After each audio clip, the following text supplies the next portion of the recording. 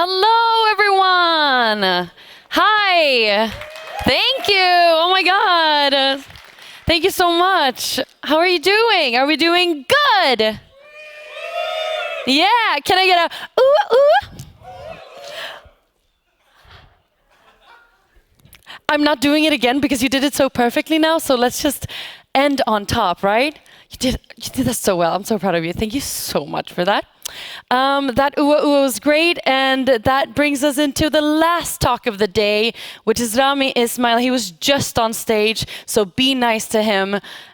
He's gonna have a talk about so many interesting things that I don't understand. Like, there are so many games that exist right now that to me, I'm a voice actor, I don't make games, but to me the task of making a unique game seems impossible. I don't know how you guys do it. But Rami's here with some tips and tricks to make it all easier for you. Rami is an industry ambassador, an independent games developer with over 157 game credits and counting. And he's ready to tell you what he's learned about picking a game, validating your choices, and getting it ready for funding and production, and then getting it out into the world. So please welcome Rami Ismail. Thank you. Hi. Wow. Oh my God. In the 3 minutes they had me stand backstage, a lot of people joined. Thank you so much for being here. For those of you who've seen talks of mine before, normally my talks are very stark when it comes to the presentation, because I usually make them fairly last minute after I've talked to a lot of people that are at the event, so that I know what you want me to talk about, all that. This time I tried a little different. I thought, what if when you make a PowerPoint presentation, they go like, here's a number of templates you can use. I was like, I'm just going to pick one and I'm going to use that. So if it looks a little different than what you're used to, that's correct. My talk is picking the right game. Your first choice matters. And as always, for any talk that I do for independent developers, just a disclaimer. Talks are advice, they're perspective, they come from a person with a certain history in the industry.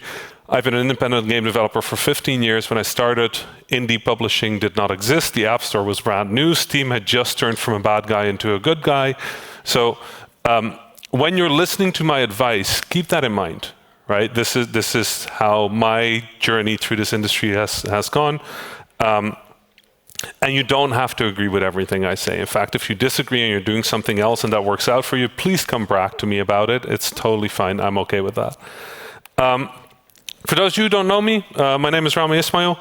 I co-founded an indie studio called Vlaambeer back in 2010. You might know me from games such as Super Crate Box, Ridiculous Fishing, Luftrausers, Nuclear Throne.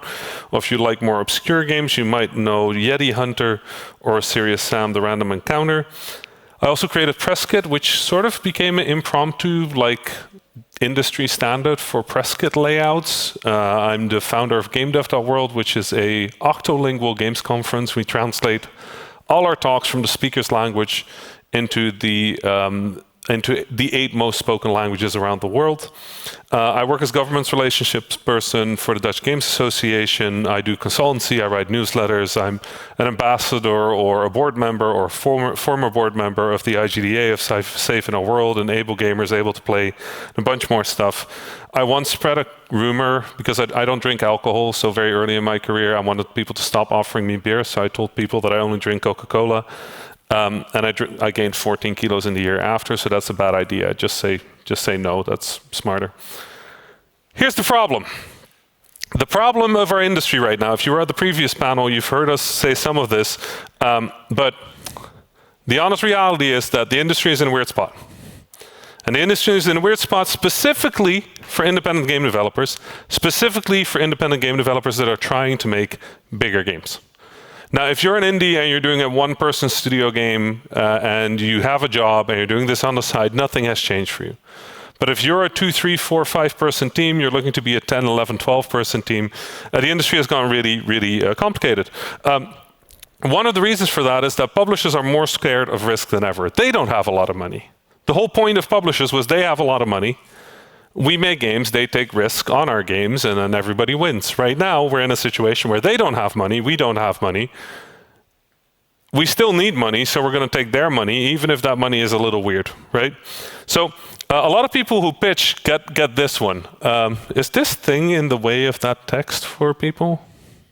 Because I can just, yeah, let me just, tech, am I going to destroy everything if I move this table over?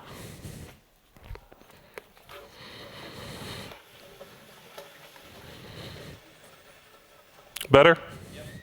Good, awesome. So if you've been pitching, you've heard we need to see a bit more before we can commit. Who here is pitching games at the moment? Who here has heard that sentence? Okay, yeah, that's about 100% match for those of you who weren't watching that. The problem is that the risk appetite for publishers has gone down. So where before they would get your game idea and you would have a pitch and it would be a prototype and a few sketches and a mock-up and you know, they would look at it and be like, oh my God, this is great, we'll invest $200,000. Now they're like, what are your Steam wishlist numbers? And here's the thing, if my Steam wishlist numbers are great, I don't need a fucking publisher.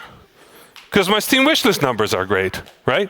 So where we are now is we're in this weird place where independent developers need to take a lot more risk before a publisher will invest. And in fact, very often publishers will invest late enough that by that time an indie studio would be better off not taking a deal, because honestly, paying 100% of your revenue until they recoup for marketing and localization and QA, that's batshit. That's a completely insane number, right? You can just pay a company for that and pay 10, 20, 30 grand. That's a lot of money, I know. But it's very different from 100% of your revenue, right? So, one thing to keep in mind as well is since publishers have gone a little bit more risk averse, keep very closely in mind that a lot of them will just kick you forward. So they'll listen to your pitch and they'll go, oh, you know what, this could be interesting. I'll keep it in the cycle. I'll keep it warm. They're not intending to sign your game at all. They just want to keep the conversation going just in case they don't find anything better. And they will happily keep you for 3 months, 6 months. They'll give you a little feedback. They'll keep going. And then eventually they won't sign. I call that pitch stalling. The idea that a publisher will just keep you warm but not sign your game. If a publisher is not moving towards a contract or some sort of legal agreement, assume they're going to say no. Okay? Because they probably will. The second one is funding. Even if you get your game funded right now, the scope, size, and quality of indie games that was created a few years ago when you could easily get $500,000, $750,000, $1 million, $2 million, that bar was up here. And I don't know if you've been reading the games news, but in the games news, you'll see a lot of things about this thing called deprofessionalization. Right now, this idea that the indie scene is deprofessionalizing. We're seeing smaller teams, smaller people, smaller groups of people make cheaper games that then become successful because they go viral. Balatro being a very clear example of this that always gets used. But don't forget, Balatro was indeed published. So when you think of that, keep in mind that deprofessionalization effectively just means we can't get the fucking money anymore. That's it. It means nothing else. It just means that the scope of money that was being funded before no longer exists. And as an industry, we need to wait until the audience adjusts for that to really get out of this weird strict, like, catch-22. So that's problem number 2. With that comes the situation that a lot of us are a little desperate. A lot of developers are a little desperate. And because they're a little desperate, they'll take worse deals. And so there's a new class of publishers that I call a pub-leacher. And pub-leachers are effectively publishers that will give you the worst possible deal you can possibly get. They'll offer you $0 up front. They'll say they'll spend $200,000 on marketing, but according to industry standards, which means they can also spend 0. They'll take your IP. They'll do 100% rev share because they're taking risk. And people sign these deals. And for the love of God, please don't. Because you're worse off signing this kind of deal than not signing it. Giving 100% of your revenue for a certain amount until they recoup their marketing spend, who's going to report on their marketing spend? They're just going to say it was $200,000. I came across one the other day that had $200,000 in marketing spend in their contract, and part of that was updating their own wiki. And they were going to charge $20,000, $30,000, $40,000 for that. I could do that for free. but they'll charge you for it and they'll take your revenue for it. So these publishers that have popped up, if you come across a publisher, the easiest way of figuring out whether a publisher is worth their money is, do they give you money? If they give you money, they're putting skin in the game, they're putting money in, they have a risk now. Because they have a risk, they will try to make sure they earn that money back. If they don't have to put any money in it, why should they give a shit about whether your game is successful? If it is successful, it's free money. If it's not successful, it didn't cost them anything. So avoid these publishers. And the third problem is the audience. And before I get roasted on Blue Sky again, it's not the audience, it's being able to reach the audience. That's hard right now. We all hear discoverability is one of the biggest issues right now. And this idea of if you build it, they will come is just not true. You can make the best game in the world, but if nobody has heard of it, nobody will play it, nobody will give a shit, you will make $0, right? So nowadays, this idea of building a community is a topic that we all hear about, but we also have to do it with less money, with less funding, and with less people. So this becomes a distraction for developers that don't have a community manager. Hiring a community manager can be expensive for some developers, and we're stuck in a catch-22 again. The idea that you should always build a community is important, though, and I want to stress that before we get into picking your game. But if you've seen talks of mine, you know what question I'm going to ask. Who knows who published Cult of the Lamb?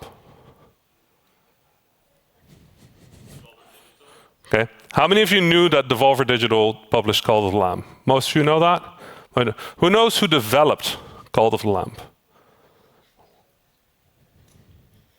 I see one hand in total. Can you give us the correct answer? Close, yeah. The problem is, most of you knew Devolver Digital. Most of you didn't know the developer. And there's a reason for that. Why is that? It's better for the publisher.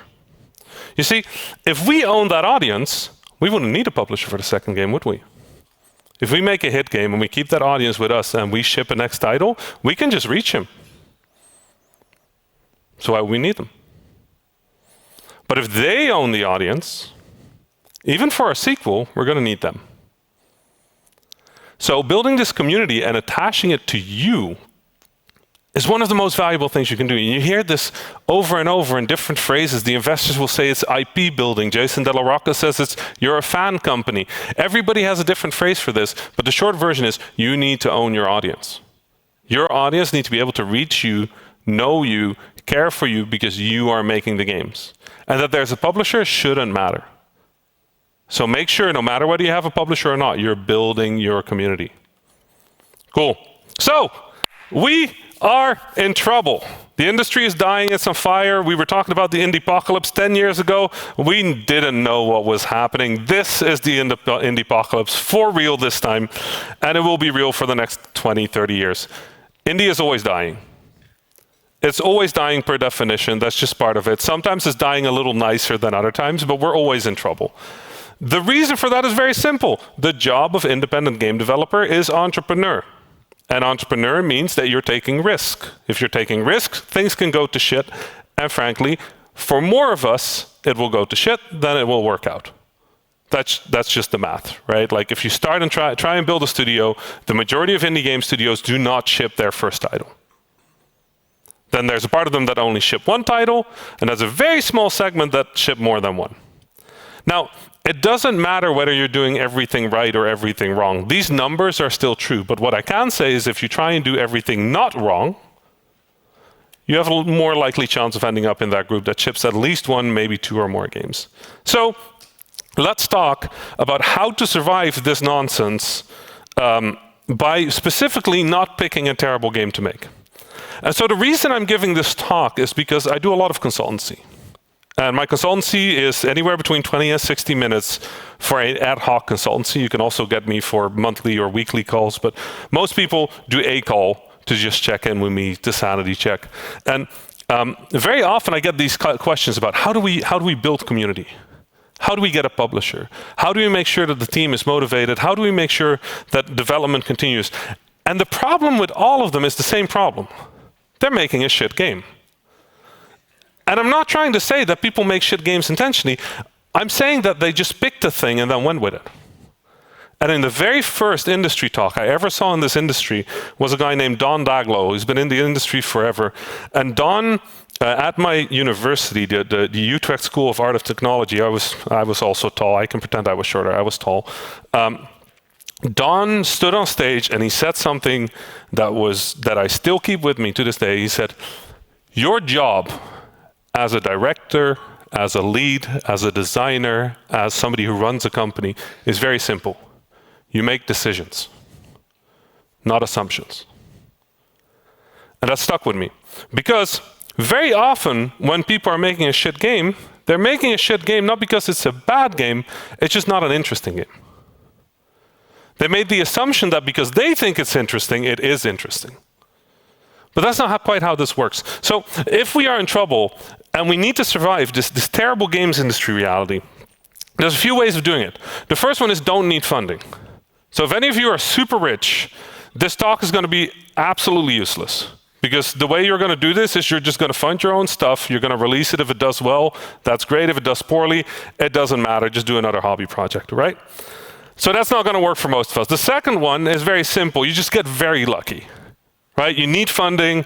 You're sitting in your house, or you're sitting in your apartment, or you're living with your parents, and then overhead, a guy falls out of an airplane, doesn't have a parachute, lands on a tree, survives, is so happy, turns out to be a billionaire, and gives you all his money. Also correct. Very unlikely. The third option is do everything right. Everything. And by everything, I mean everything. Right? So we're going to do an amazing game, great pitch, flawless development, few delays, you go super viral, and then avoid Grand Theft Auto 6. That's an important one. Don't launch at the same time. I don't have time to talk about all of these. So I'm just going to pick one, right? And I'm going to let's pick an amazing game. So how do you pick the game? Well, this is easy, actually. What the fuck do you want to make? It's a very simple question. It's also a very hard question. What do you want to make? What is the game that you believe should exist that doesn't exist right now, right? What is the thing that makes you excited? Because I'll be really honest. I am now 36 years old, going on 37. I've been making games since I was 20. And in that first period of time, game development was a lot faster for me than it is right now. My first games, I did 2 or 3 a year. But then scope got bigger, I started getting interested in bigger games, and now the lower end of an indie game is usually a 2-year project. So I'm almost 40.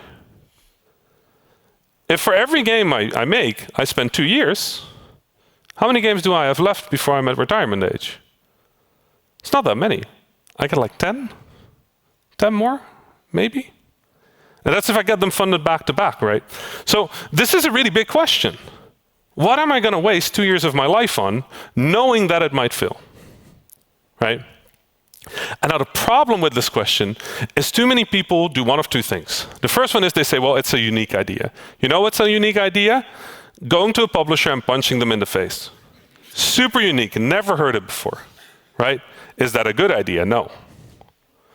So unique doesn't matter. Everybody is unique. The problem with uniqueness is that everybody is unique. So if everybody is unique, nothing's unique, right? So just unique isn't good enough. The second thing is people get ahead of themselves. When you're having a game idea, they go, is this a good market fit? Is this a good idea? Is it going to work? Are people going to like it? Is it better than our previous game? Our previous game was so successful. We have to do better.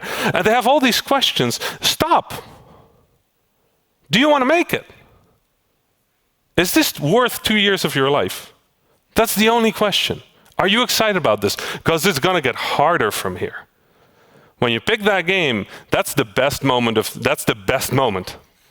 From there, it's all downhill, right? You get like your little prototyping time where you're like, oh my God, it works. And then after you release it, everybody thinks after the release it's going to be great. No, after the release is depressing. You spend 2 years of your life and now it's out. Even if it does well, people get depressed when they ship together. You can see post-launch depression. It's real. Don't worry about it. You will be sad, right? So this is the most exciting part. Please don't ruin that. Pick a game you care about, right? And then, rip the heart out and figure out how to make the game. And this is where it gets a little complicated, because yes, we're a passion industry. Yes, we make things that we care about, but the fact that we care about it doesn't necessarily mean it's a good idea. Some of my games, Nuclear Throne being one of my most popular games, I started that game 3 times. I started that game back in 2010, and we realized it wasn't good. There was something missing, something was wrong. It wasn't fun. But we knew it would be a good game, but it wasn't it. And so we could have done 2 things. We could have kept working on that game and spent months and months and months figuring out what would make it good. Or we just put it away for a bit and we go make something else. So we made something else. Something else turned into Luftrauses. Luftrauses did incredibly well. We tried Nuclear Throne again. It was still not good. The problem with Nuclear Throne, you see, was that it's a top-down action roguelike. And for roguelikes, the way roguelikes work is you start at the entrance, you beat enemies, and they get to the exit, right? You get to the next floor. There's a staircase or something that takes you to the next floor. And so we were trying to make that. But people just ran by the enemies. They weren't fighting, because why would they? They just have to get to the door. So we created extra doors, we created blocks, we created ways to slow people down. It didn't feel good. And so we gave up again. We made Ridiculous Fishing. Ridiculous Fishing did really well. At this point, we didn't need a publisher for Nuclear Throne anymore. But we didn't know whether it was a good game yet. And then Willem Nijman, my co-founder, came to me one day and he said, what if there is no door? What if the door appears if all the enemies are dead? That was it. And so we made Nuclear Throne. Right? But instead of wasting years or months trying to find this, we're almost there, we're almost there. We're almost there very rarely turns into we are there. So what I want you to do with this game idea, I want you to stop thinking of it as the game you're thinking of. I want you to start looking for why you want to make that game. What about it? Is it the progression? Is it the excitement? Is it the exploration? Is it finding a new planet, a new city? Is it meeting people? Is it talking to them? Is it convincing them of something? What is it about this game that is so fascinating? And where can we put it that people will understand it? Have you ever heard the rule of making things not too familiar but not too weird? That people will accept new ideas as long as they're in old ideas. Like when you look at Balatro, that's poker. Roguelike. People get poker.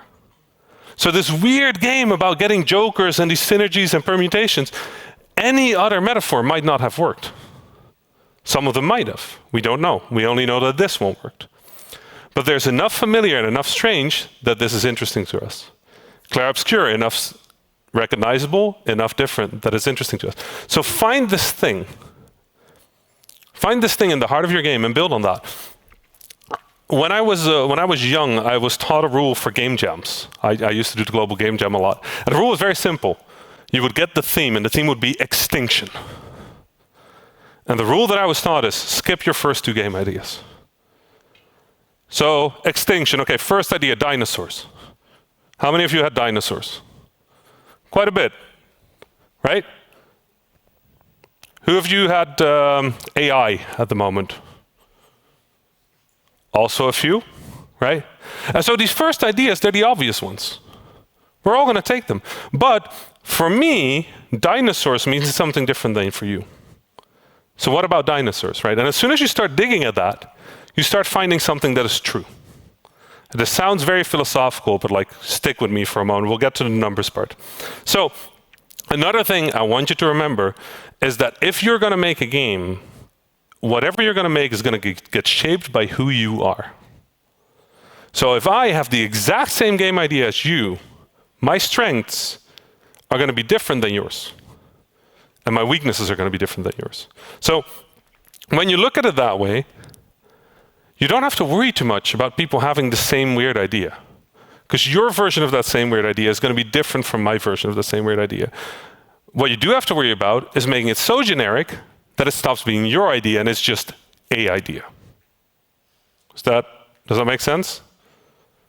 Just to make, because I can go through that one more time, but no, everybody gets it? Okay, cool. This is the philosophical part. Let's get to the practical part. The first things first.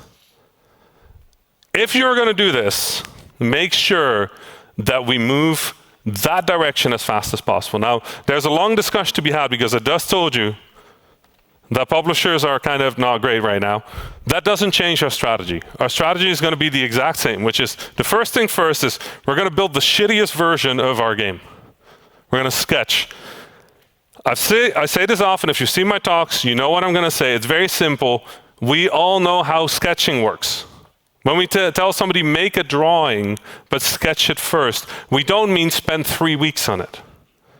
We mean give us the quickest, cheapest sketch so we can see if this image is what we want. For writing, we understand what a draft is. We know what that means. It doesn't mean write the whole fucking thing. Why do we fuck this up with games? Why do so many people build prototypes in months? Where's our jam mentality? And I don't mean wreck yourself for 48 hours. I mean, set a week, 2 weeks, prototype it, build it. Is it fun? If I touch the controller, is this interesting? If I press the buttons, is this cool? Can I give this to a friend and have them go, oh, yeah, okay, I guess, right? That's good enough. It doesn't have to be perfect yet, right? We test, please, for the love of God, test. The amount of indies I talk to that are 6 months into their game and they're like, yeah, we're looking to do our first playtest. And what are you talking about? Playtest. Week 1, playtest. Week 2, playtest. Playtest with your friends, playtest with non-developers, playtest with developers. Playtest. Number 3, your vertical slice. That's how we get our production pipeline. We make sure that we know how to make this game, and then we pitch to everybody. Everybody. Every single publisher out there. You don't have to worry about their budget. You don't have to worry about their genre. If they publish on the platform that you're interested in, you pitch to them. And then you're probably going to get a lot of no's, but we'll get to that. So, like I said, wait, did I get the little, oh yeah, I didn't have a little note. I had so much fun writing those little notes. They were in the template, so I had fun with that. It doesn't have to be perfect right away, right? And this is also a mistake a lot of people make. They go to perfection straight away. When you start game development, when you start on a project, please forget it's a game. You're not making a video game. You're testing whether this video game is worth making. You're prototyping. If you keep that in mind, this attitude of like, let's see if this works, you'll be in a much better place. Everybody thinks their game is cool.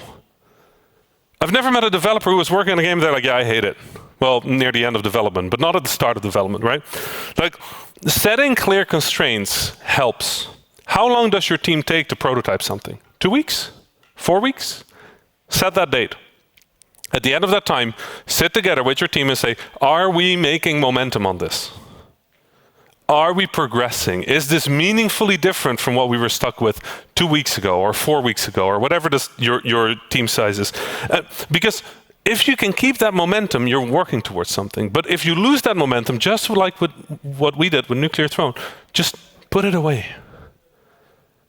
Nobody here has only one game idea. All of us have enough game ideas to be making games for the rest of our life. Like, we're fine. Don't worry about that. And don't think that you're unique, right? Yes, you are. But just your base level first moment, that's not the thing. The ability to express your uniqueness is special. But if you are a programmer and you're pitching to me, I'm going to get straight out of the gate that you're doing a 4X or a strategy game. If you're an artist, I'm going to assume, or by the way, space games, that also happens a lot with programmers.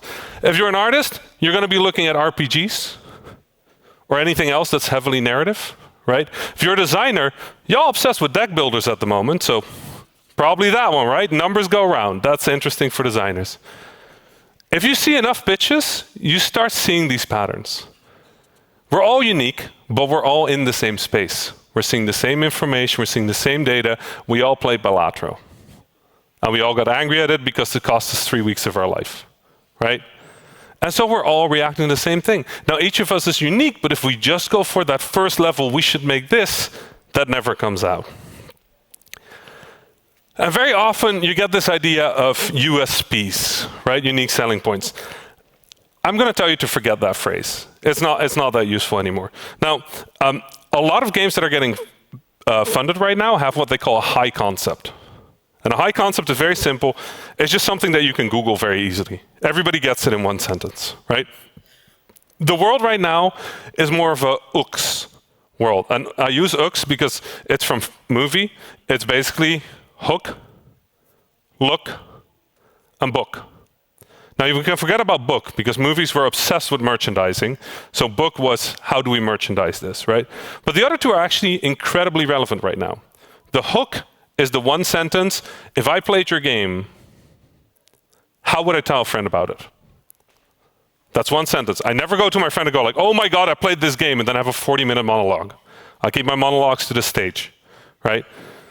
I have one sentence, and if they're not interested in one sentence, I give up. The second one is look. When I see your game, do I know it's your game?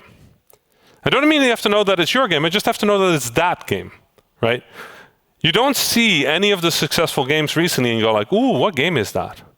If you've seen Clair Obscur once, you know it's Clair Obscur, right? So, let's see. Want to make sure that I have everything. Yep. So, hook and look. How do I hook people with this? How do I make sure that our look stands out? If you can get those two, you're in a fairly good place. And then I want you to use these two rules. Now, I don't have hard rules. There's no hard rules on how do you do this because everybody's different. Everybody has their own rules. But I use these two, and they work fairly well for me. The first one is the so what rule, and the second one is the Google it later rule. So the so what rule is very simple. You tell me about your game. Who here was pitching a game? Who here is pitching a game and would be okay with me asking them to pitch their game real quick? Go for it. No, it's you. Yeah. I'm making a psychological horror game. That's okay. A musical horror game. Yeah. Hi. I have that question up there. Tell me, so what? What about this game is so special? It fucks with your mind through music. Who here has heard that one before? Who here thinks that's incredibly fresh and unique and interesting? So there's a few hands, right? So that's a good example, so what? Now what I would ask from you for the future, you can sit down, thank you so much, by the way, just a quick applause for daring to get up and do this in front of a big audience.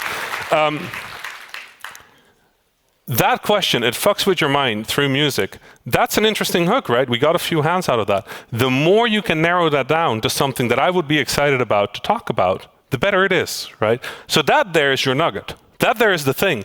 If you can drill down into that and get it out there, say it in such a way that everybody gets it in one sentence, you're in a much better place than you would be any other way, right? And now the second thing that your pitch does really well there is that it fits that second rule, the Google it later rule. It's a very simple rule. If I play your game, and I love it and it's my favorite game of this month,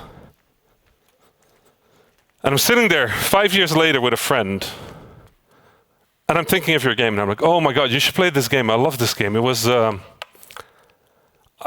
was it called? I forgot what it was called. It was developed by, anyway, it was a horror game that like fucks with your mind, right? Music, something with music. It was a music game. It was a music horror game that fucks with your mind. Would I be able to type that into Google and find your game? Just that sentence.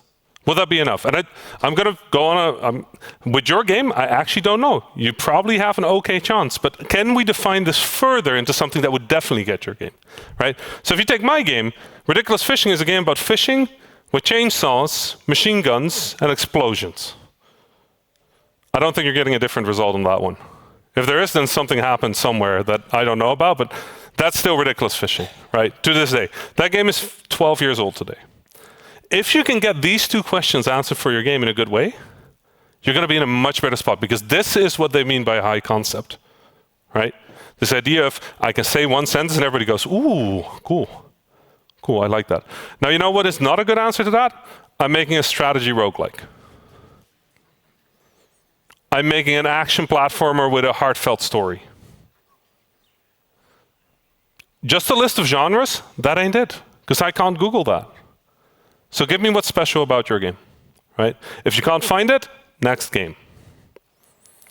And there's a time for recklessness, and honestly, I'll be honest, the time for recklessness is right now. If we're coming up with game ideas, prototype. Be aggressive, big versions, big changes, big numbers, change, be aggressive, try new things. Now it's cheap. As soon as your art style goes in, every change you make is going to be more expensive. The more you program, the harder it gets to break things. So if you're going to be reckless, please be reckless now. I forgot to update that one. That's annoying. And like I said earlier, please test much earlier. There's some genres where this is hard. You're doing a strategy game. I know you can't test a strategy game early on. I know. You can't do that. Is it fun to interact with, though? Do people get the core idea of the game? Is the main mechanic interesting? You can test those things, even in simple versions, right? But if you're doing a shooter and you haven't figured out whether shoot feels good, 3, 4, 5, 6 months into your development, you're fucking up. You need to know whether shoot feels good in the first weeks of development. You need to know whether walk feels good. If you're doing a racing game, I need to know whether drift feels good. If you're doing a RPG, I need to feel whether number goes up feels good, because people get distracted by the shiny things. But what is an RPG about, really? Is it about battle? No. What is an RPG about? What is the point of an RPG? Number goes up. It's a game about number goes up, and the way we let you number goes up is we put you in a fight, and whether that's turn-based or action-based or whatever, it doesn't fucking matter. It could be building a car. As long as at the end of it, number goes up, because the number goes up, that's why people play those games. Sometimes the narrative or the story, whatever it is. But don't get distracted by the shiny thing. Figure out the core, the heart of your game. If that works, we can build on it. And now that doesn't always work out that way. It's not like this always perfectly fits, right? Like on my game, sometimes I've come in with things where I'm like, ooh, this doesn't work, and we're 12 months into development. I guess we break it. But in general, you want to get ahead of this. The more you can make sure that you feel on stable foundation, the cleaner your development cycle is going to be. And please, don't wait for confidence. I'm going to tell you something right now that you should just remember. You're never going to be confident in your video game. You're always going to love it. You're always going to believe in it. You're never going to believe you made the best version of it. Because that's not how it works. We see the mistakes. We see the bugs. We see the errors. We see every wrong decision we've made. Even if afterwards everybody tells us that was the best decision we possibly could have made, we will still go like, yeah, but I didn't do it intentionally. Right? You're never going to get there. So just start testing. Please, straight out of the gate, start testing. It's not a polished thing. I want you to think Kickstarter. I don't want you to do Kickstarter, just to be very clear. I want you to think Kickstarter.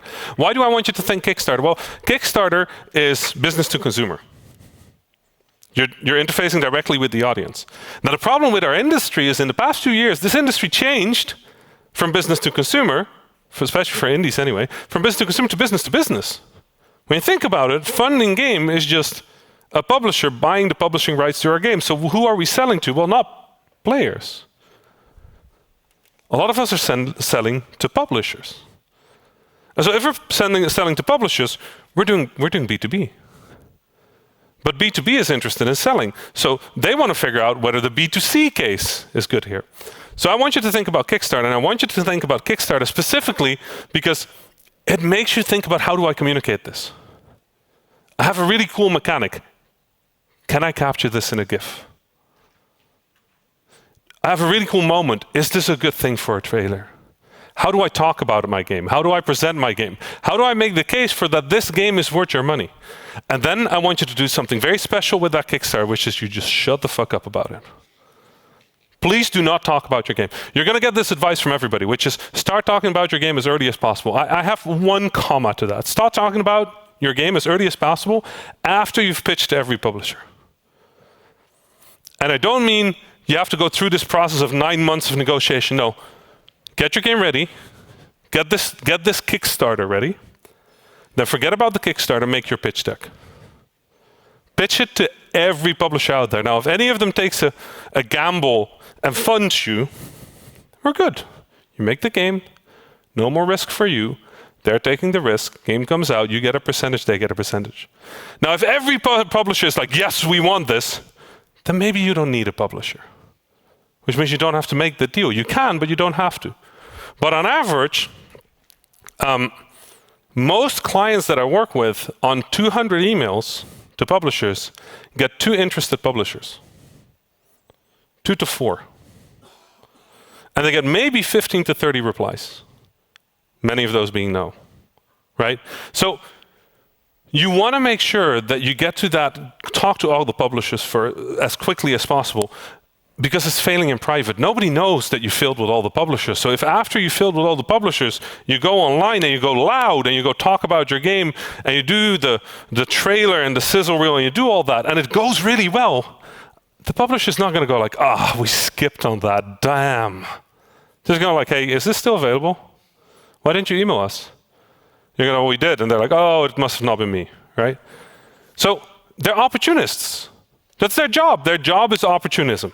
And that's fine. We get it. Like, as long as you understand that that is their job, it's fine. It's not, most of them are not evil, right? So that's okay. We just have to understand what our part in this conversation is, right? So think Kickstarter, get ready for your big B2C reveal, talk to every possible person who can give you money, and then if you're realizing that that's not going to happen or you feel like all of them are just keeping you warm, just go loud. But don't go loud first, because here's the thing. What happens if you go loud and nobody cares? You can't talk to publishers anymore, because they see that. And they'll ask you, how many Steam wish lists do you have? And you say, 12. That's a real number from a real game. And they skip, because of course they do. So why are you doing a free service for them? You're validating your game's audience interest for them. Why? Let them take the risk. And if they don't, well, then we take the risk. But start with them, okay? And now the other thing. There's 2 versions of every game. There's the version that you can make. And by you can make, I mean the version that you can self-publish. Now that's a slower game, a smaller game, not the game you're dreaming of. Perhaps it is. And there's a version of this game that gets all the funding you want. Now, the truth of our industry right now, you're probably self-funding. Almost certainly, you're self-funding. There's a few of us who get funding. But if you can make your game work, always think of 2 versions of your game. Which version can I make? And which version can I make with money? And I want you to please separate these 2 concepts out as aggressively as possible. The version that is unfunded, we don't fund it for that, right? Because you can probably do it for not that much money, right? And it's probably a lot more work for you. It's probably a lot more time because you need a job to be able to pay the artist or to be able to pay the programmer. So it's going to be slower, it's going to be smaller. If somebody comes in and says, hey, we can fund this, you don't go, yeah, I need only $30,000, I have a job. No, fuck no. Somebody wants to fund this, we're getting the big bag of money. We're getting the big bag of money and we're spending the big bag of money. And we're keeping part of it, of course, as profit. That's nice, but like, don't spend all your money. But what is important is when you pitch, please pitch the best version of your game with the team you want, with the people you want, with the funding you want. Don't go and do the like, let's keep the budget down a bit. Publishers are much more likely to reject a budget that is too low than they're likely to reject a budget that's too high, because too high I can negotiate about. But if you come in and you say, yeah, I have this game, it's an MMORPG, 128 players at the same time, like phenomenal, I need $40,000. I don't trust you can spend 40. I don't trust you. I'm sorry. That ain't happening. So that's a really good way of instantly making me believe I should not give you $40,000. Well, if you came in with that pitch and said, I need 300, 350, I'd still be a little hesitant, but okay, like, let's talk. Let's have a conversation. Let's see what you have that allows you to do that for that little funding. And people ask me, how do you validate your business case? Well, by selling it. That's it. That's the only way. There's no, I can't validate I can't give you a seal of approval if like, this is a good business case. Like, that's not how this works. You know how much your game is worth until you get funding? 0. It's just an idea. There's a million of them. Your game is worth 0 until somebody pays money for it. And at that point, it is worth exactly how much money was paid for it, right? So the important part is, we always say validate quickly. This is included. Validate the business case quickly, which means we're going to get to that business case as quickly as possible, right? And then if that doesn't work, we go loud. Now, going loud is a thing that a lot of people are always very nervous about, putting that trailer out there, having that first conversation with the audience. And I think the most important thing to remember is that you want to build an audience in a place they can see you. And the rules for this are changing all the time because the algorithms for this are changing all the time. The only thing I will say is the correct place to be building audience will always have one single truth, which is you are in that cycle. Which means wish lists, what people say is always like the big thing. Wish lists are important. You know the downside of wish lists? I can't really reach them. I can reach them sometimes, but most of the time I can't really reach them. You know where I can reach them? Discord, Instagram, TikTok, Twitch, YouTube. I can have a conversation there. I can listen to what's being said and I can respond to it. So as these rules change and they're continuously changing, right now I think the algorithmic playbook is you want your wish list to grow fast. So it's not like this slow build-up. No, it's actually you want to get this big peak. So a bunch of developers have come to the conclusion that the smarter thing to do is to stop asking people to wish list the game. No wish lists. Get everybody into your Discord. And then when you need a boost, like right before Steam Next Fest, for example, you try and get everybody to wish list. So they're changing those rules in the next few months because now everybody is doing that. And then finally, be prepared to kill it fast, right? If something doesn't work, you're not getting funding, you don't know, you don't have a path, just kill it. Kill it. We'll come back to it later, or we won't. We don't know. But whatever this beautiful game idea is that we started with, if it goes through this entire cycle of all these questions, of all these things, of all these adjustments, and it's still true, it's still what it wants to be. It still has the shape that you want it to be. It's still a thing that you're excited about. It's worth making. It might just not be right to make it right now. So I want people to stop coming into consultancy calls and go, yeah, we've been working on this for 1.5 years and we're looking for fun. Just build a version that you can finish in 6 more months then. If you got 1.5 years in, 2 years is the development cycle. So you got this far, finish it, right? If you can't get that, if at any point during this process you realize the only way to make this is to break it, to break what it is, to change what it is, to stop it being something I'm excited about, just kill it. I promise you, you'll have a new game idea tomorrow. You probably already have it. You might be one of those people that has a game idea every 20 minutes. You'll be fine. The thing that won't make you fine is if you take a game idea and you refuse to let go of it, even if it's clear it should die. So in short, hooks. Games with hooks, games with books, maybe not books, looks. Speed, choose fast, move fast, test fast, kill fast, and then volume. If you're going to turn up the volume, know where you're doing it, know when you're doing it, and be intentional about it. Thank you.